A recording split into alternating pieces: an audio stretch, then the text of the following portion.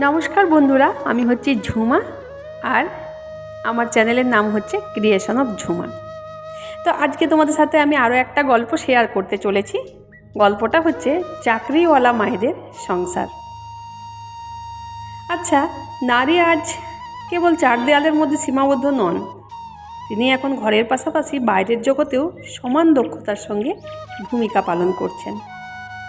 এর এক উজ্জ্বল উদাহরণ হলো চাকরিওয়ালা মায়েরা, যারা সংসার, সন্তান ও কর্মজীবনের ভারসাম্য বজায় রেখে প্রতিনিয়ত সংগ্রাম করেছেন, এগিয়ে নিয়ে যাচ্ছেন সমাজ ও পরিবারকে।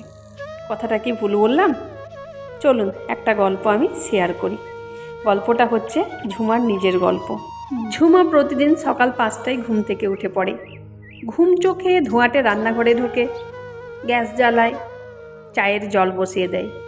ছেলের টিফিন বানাতে হবে, তার স্বামীকে সব জিনিস ঠিকঠাক হাতের কাছে গুছিয়ে দিতে হবে, আর নিজের অফিসের রিপোর্টটা কাল রাতেই ঠিকভাবে শেষ হয়নি, সেটাও মাথায় ঘুরছে।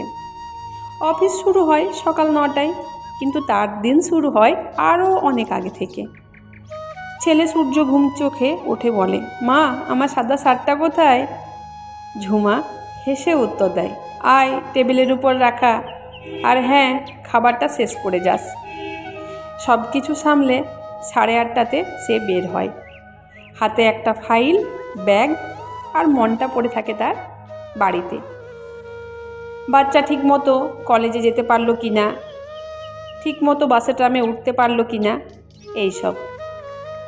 অফিসে পৌঁছে যায় ঠিকমতো, তারপর শুরু হয় তার কর্মজীবন। আর এই কর্মজীবন আর সংসার জীবন সব কিছু দক্ষভাবে সামলায় ঝুমা। কেউ জানেও না এই হাসি মুখের পেছনে আজ ভোরে গ্যাস শেষ হয়ে গিয়েছিল, অথবা তার ছেলের জ্বর ছিল রাতে।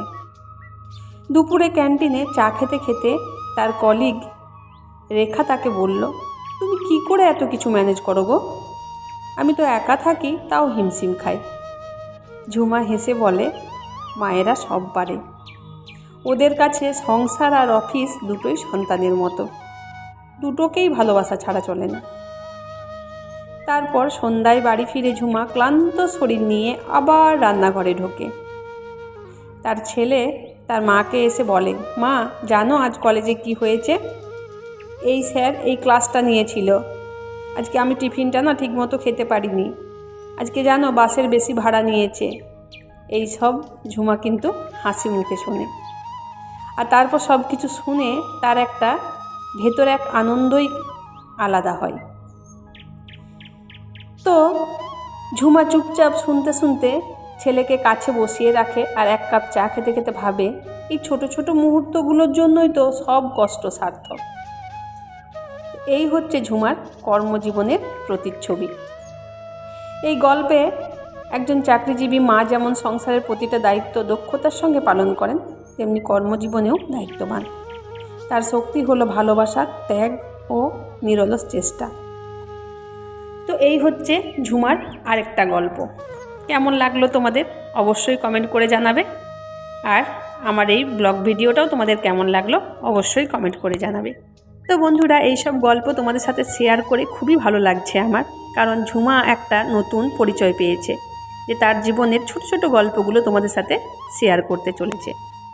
তো তোমরা যদি আমাকে একটুখানি আশ্বাস দাও যে না, গল্পগুলো ভালো হচ্ছে, তুমি তোমার জীবনের আরও কিছু গল্প আমাদেরকে শোনাও, নিশ্চয়ই শোনাবো। তার আগে তোমরা কমেন্টে অবশ্যই জানাবে গল্পগুলো কেমন হচ্ছে।